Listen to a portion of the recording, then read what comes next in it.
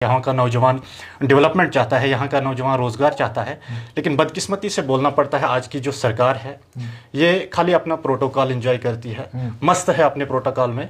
आप देखिए कल मैं सेक्रेटरीट गया, वहाँ आम लोग कितना परेशान हैं। 2 बजे के बाद अंदर डालते हैं सेक्रेटरीट में मिलने के लिए, फिर वहाँ 2 बजे के बाद कौन मिलेगा। हालांकि जो कमिश्नर सेक्रेटरी होते हैं या मिनिस्टर्स होते हैं, इनका जो मीटिंग का शेड्यूल होता है वो ऑलरेडी तय हुआ होता है, वो उनका ऑलरेडी एक कैलेंडर बना हुआ होता है। फिर भी जब पब्लिक 1-2 बजे के बाद सेक्रेटरीट के अंदर अपने काम के लिए जाते हैं, फिर भी वहाँ कोई नहीं मिलता है। वहाँ कहा जाता है कि कमिश्नर सेक्रेटरी मीटिंगों में है, अभी मिनिस्टर जो है मिल नहीं रहे हैं। लोगों ने एक पॉपुलर गवर्नमेंट बनाई थी, खासकर कश्मीर के लोगों ने। कश्मीर ने एक अच्छा मैंडेट दिया था नेशनल कॉन्फ्रेंस को, लेकिन नेशनल कॉन्फ्रेंस आज बिजी है बैकडोर अपॉइंटमेंट करने में। यहाँ का नौजवान आज पीसा जा रहा है। यहाँ के जो गरीब आवाम है, जो गरीब लोग तबके हैं, पढ़े लिखे नौजवान हैं, उनको आज मायूसी कहीं ना कहीं हो रही है। बिलाल, आप एक नौजवान हैं और जितने भी नौजवान कश्मीरी उनका दर्द समझते हैं।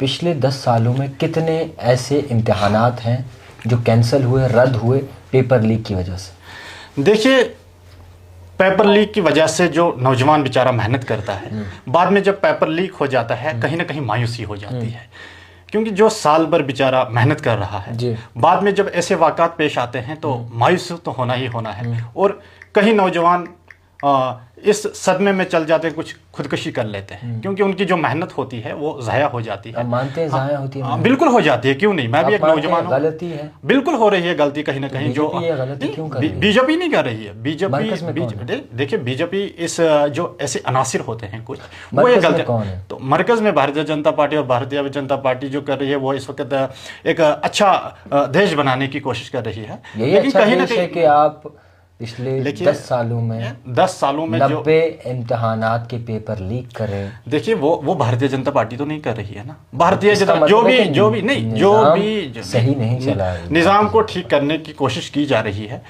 जो भी इसमें मुलविस पाया जाता है उनको सज़ा दी जाएगी, क्योंकि ये मोदी का देश है। यहाँ ईमानदारी से काम करना पड़ेगा। जितने भी ऐसे अनासिर हैं उनको आप सज़ा देखने को मिलेगी, आप यकीन रखें।